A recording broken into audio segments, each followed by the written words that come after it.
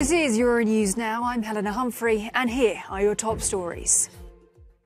Kyiv says it's uncovered a mass grave that could contain hundreds of its soldiers and civilians in the eastern town of Izium, recently liberated by Ukrainian forces.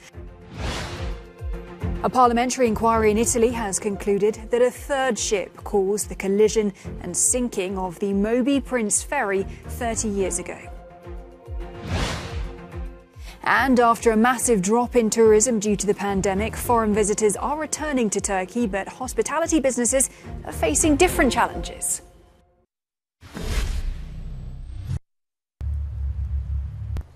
Ukrainian authorities say they have found a mass grave close to the recently recaptured town of Izium in the Kharkiv region.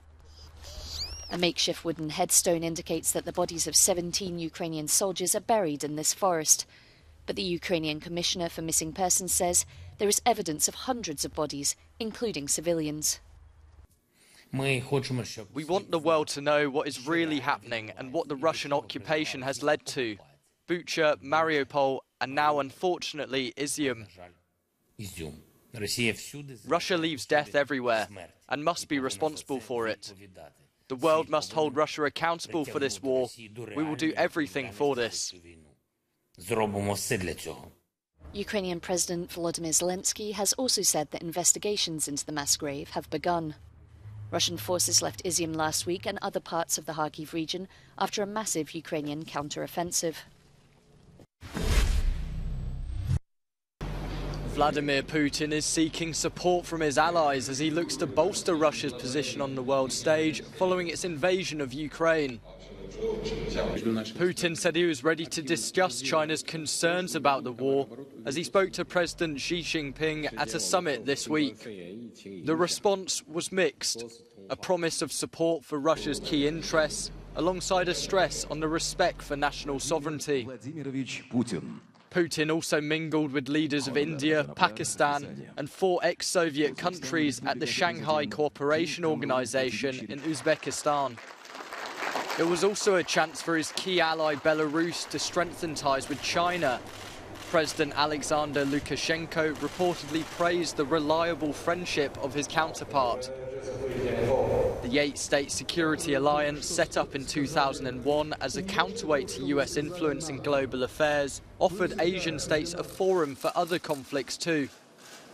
After fierce fighting with Armenian neighbours that left over 150 soldiers dead this week, Azerbaijan leader Ilham Aliyev met with Turkey's President Recep Tayyip Erdogan. The pair are long-term allies. Turkey's foreign minister said ahead of the meeting that it will continue to stand by Azerbaijan after its worst flare-up in violence with Armenia since 2020. Tourism in Turkey is rebounding.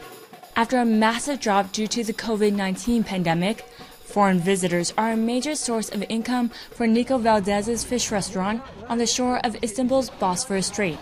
But it's facing some different challenges this year. We have a big problem with credit cards. Russian people coming to the restaurant want to use their credit cards to pay, but they don't work. I'm not happy about it, and nor are my guests. It's a difficult situation for Russians. Russian tourists continue to come to Turkey while the EU is tightening rules around them. That's after Ukraine's government urged the EU and the G7 to ban them. Ukraine's foreign ministry didn't respond to requests for comment from Euronews about whether Turkey should do the same. Turkey has played a unique role in the war in Ukraine, both providing drones to Ukraine while also maintaining a relationship with Russia, especially a financial one. This is the yacht believed to belong to Dmitry Kamenchik on Turkey's popular southern coast. It's one of several yachts owned by Russian oligarchs reported to have docked in Turkey following Western sanctions on Russia. The U.S. warned in August there was a risk of penalties for Turkish companies if they worked with sanctioned individuals. Ankara dismissed the concerns, stating it would improve trade with its neighbors while not going against sanctions. Any business Turkey can get is vital for its embattled economy that is now seeing an official inflation rate of more than 80%. That has put major strain on Turkish President Recep Tayyip Erdogan's popularity. Economist John Seljuki said tourism revenue is especially important this season as Erdogan is set to face his most difficult election next year. Given the macroeconomics in Turkey right now and the dire need for any kind of exchange currency in Turkey, I would say that Russian tourists are very important. For Valdez, he says Russians account for about half of his business. We have a very bad economy, but Russian tourists coming here means we can earn money, which is good. Very nice. Christina Jovanovski, Euronews, Istanbul.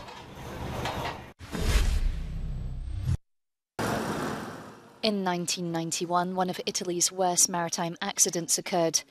The ferry, the Moby Prince, collided with an anchored oil ship, the Egypt Abruzzo, killing 140 and causing extreme environmental damage. But now, over 30 years later, a parliamentary inquiry has concluded that a third ship caused the collision. According to the final report, this ship suddenly appeared in front of the ferry as it was departing Livorno, forcing it to make a left turn that pushed it towards the tanker. However, it has not yet been possible to identify which boat this was. The Moby Prince was headed to Olbia in Sardinia when its brutal change in direction caused it to rip through one of the Egypt Abruzzo's cargo tanks.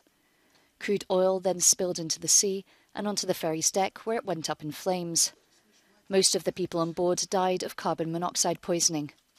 The tanker's crew were all rescued. The probe into the Moby Prince disaster was reopened in July 2021 after legislators realised the initial investigations did not identify the exact cause of the tragedy.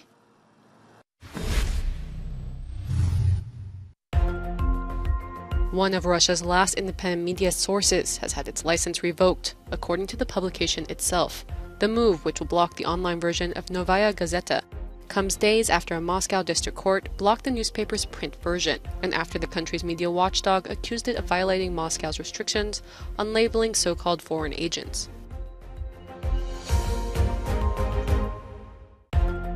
US billionaire Yvon Chouinard has given away his fortune to save planet Earth.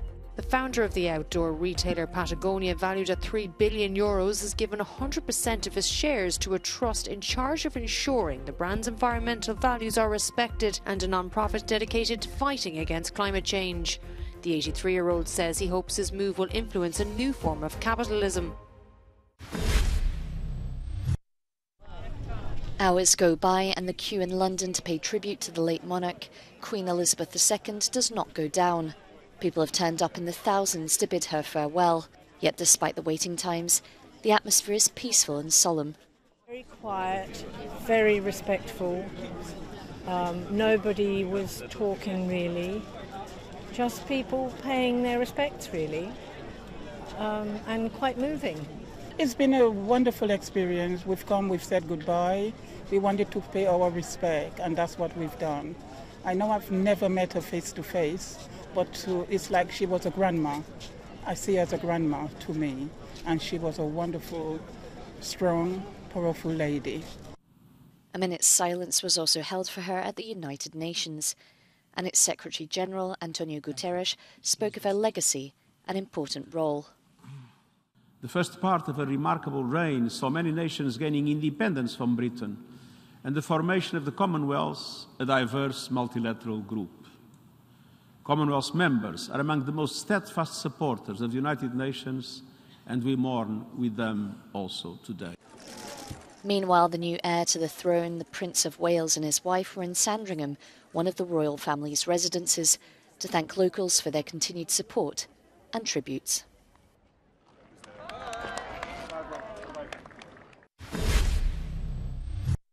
Stay with us, we're back after a short break.